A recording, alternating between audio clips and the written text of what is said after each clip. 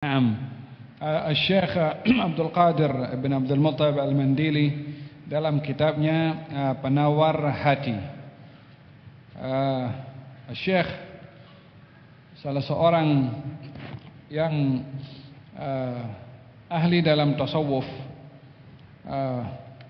berasalkan dari Sumatera dan berhijrah pergi ke tanah Melayu di Kedah khususnya, dan mengambil ilmu dan menyambung belajar dengan para masyayikh, menuliskan buku ini. Buku ini adalah membicarakan tentang ilmu at-tasawuf.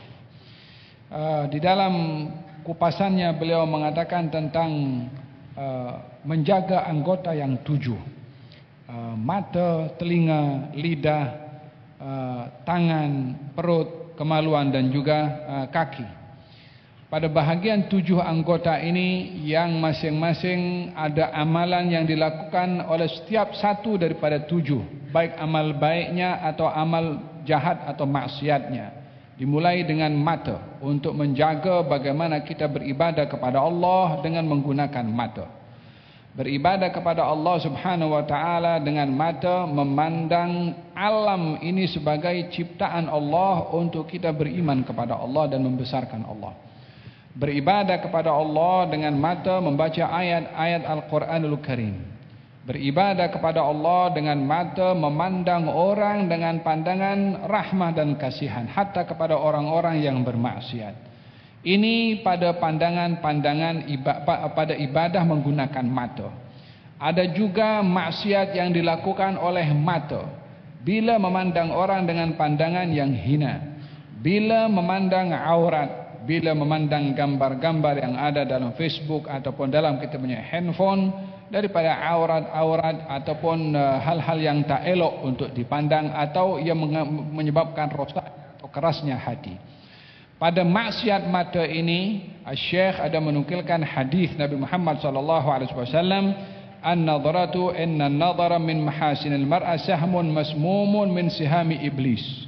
Memandang kepada memandang kepada perempuan yang bukan muhrimnya dengan pandangan syahwat, maka itu bahagian daripada sahmun, panah dan beracun daripada panahnya iblis.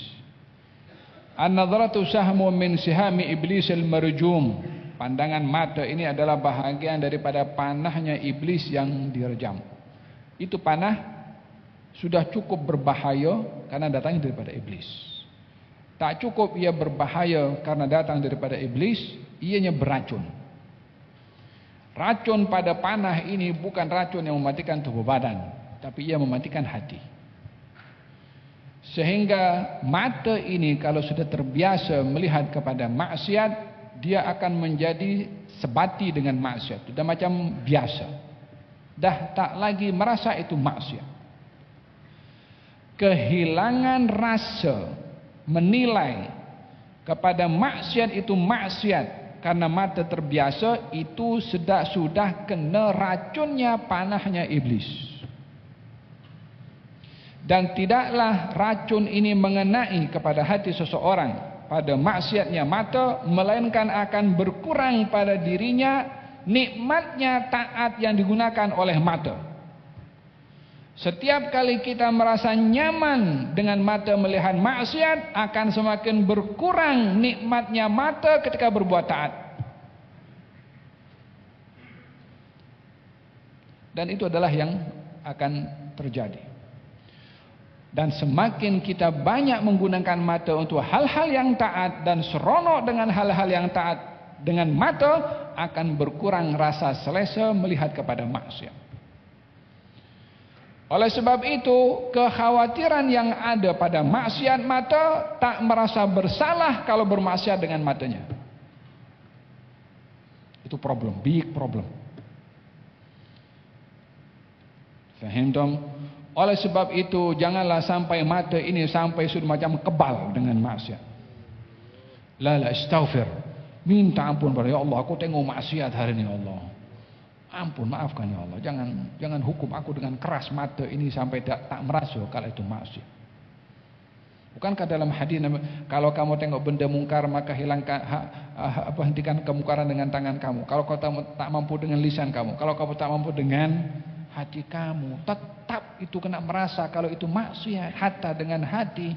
Tapi kalau sudah sebati dengan maksiat, bila itu akan menjadi sebati dengan maksiat? Bila seronok ketagih berbuat maksiat dengan matanya. Oleh sebab itu ya, kita hidup di zaman sukar, zaman kita sekarang ini. Mau kita dengan handphone sikit-sikit keluar iklan entah yang merepek. Ternampak itu semua. Tapi pastikan kita kena jujur dengan Allah Subhanahu wa taala, dengan diri sendiri juga. Jangan sampai kita mata ini tergelincir kepada keras di dalam sifatnya, dengan tidak merasa bersalah kalau berbuat maksiat dengan mata. Fahim dong? Walihada katanya di sini sahmun min sihami iblis, masmumun, panah yang beracun daripada iblis yang kena mata.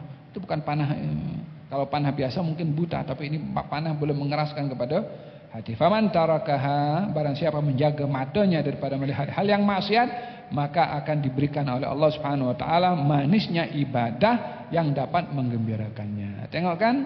Jaga mata daripada maksiat, akan diberi manisnya ibadah. Tak jaga mata pada maksiat, tak akan rasa manisnya ibadah. Itu lawannya begitu. Jadi setiap kita tengok hal yang maksiat, Allah, ingat kalau kita takut apa terkena hilangnya manisnya ibadah. Astaghfirullahaladzim. Tak boleh zaman sekarang, susah Habib, na'am, susah. Istighfar pun yang banyak. Minta ya Allah bantu, ya Allah bantu, macam itu. Jangan sampai kita tergelincir dengan biasa tengok maksiat. Faham dong? Ada berkenaan dengan mata. Di samping itu, gunakan mata ini kepada hal-hal yang taat, supaya at least paling tidak terimbangi antara mata digunakan untuk maksiat sengaja atau tidak, dan mata digunakan untuk taat yang mesti dilakukan dengan sengaja. Apa itu? Tangisi. Biarlah air mata ini keluar air mata karena mengingati dosa. Biarlah mata ini menangis karena takut kepada Allah Subhanahu wa taala. Macam mana kalau mata saya diambil? Macam mana kalau mata saya jadi buta? Macam mana kalau bayangkan dengan hal-hal yang boleh anytime boleh berlaku. Waliyadzubillah. Semoga Allah lindungi kita daripada melakukan maksiat pada mata, pada telinga, dan pada seluruh anggota badan. Amin Allahumma amin. Kita dihadiri oleh Habib Ali dan juga